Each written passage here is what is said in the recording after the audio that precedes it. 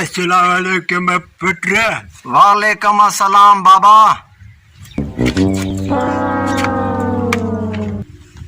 पुत्र दे हवाला होॾे कोन वञे छा ख़बरुनि वारी पेटीअ में? अब्बा उनखे टेलीविज़न चवंदा आहिनि, टेलीविज़न। हा इहो हा बाबा, ओॾे वञा थो ऐं कुझु ख़बरूं लिखी वठां।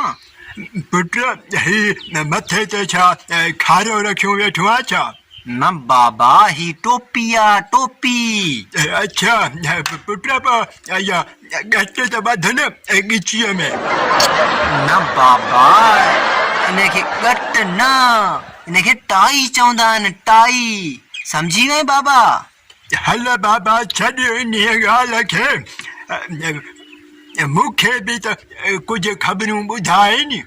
बाबा हे लिखिया आहिनि कुझु ख़बरूं, ॿुधो तव्हां बि। अस्सलाम वालेकुम। HB4U सां गॾु मां आहियां अव्हांजो दोस्त BK बलोच। सभ खां पहिरियां हिकु नज़र अहम ख़बरुनि ते। गुज़िरियल ॾींहुं शरमपुर वेझो सलू वारे सैलून ते कैंची ऐं सेफ्टीअ जे विच में झेड़ो थी पियो, जंहिंजे नतीजे में इर्द गिर्द दुकाननि में वेठल 20 माण्हुनि जा ॾाढ़ी, मुछां ऐं ॿिया वार चट थी विया।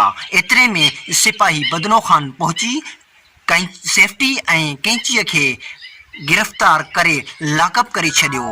एतिरे में सेफ्टी जो भाउ ब्लेड ख़ान पहुची सेफ्टी खे किस्तनि ते छॾायईं ऐं कैंची अञा क़ैद में आहे। होॾां वरी जानू जलेबी वारे वटि मक्खियुनि ऐं मच्छरनि जे विच में झेड़ो थी पियो, जंहिंजे नतीजे में डंडो लॻण सबबि मीरू मच्छर सख़्तु ज़ख़्मी थी पियो, जंहिंखे ॻणती जोगी हालत में मक़ामी इस्पताल दाख़िल कयो वियो, जिते हू ज़ख़्मनि जा सूर न सहंदे दम धणी हवाले कयईं। बाबा HB4U वारा वॾा मज़ाकी आहिनि।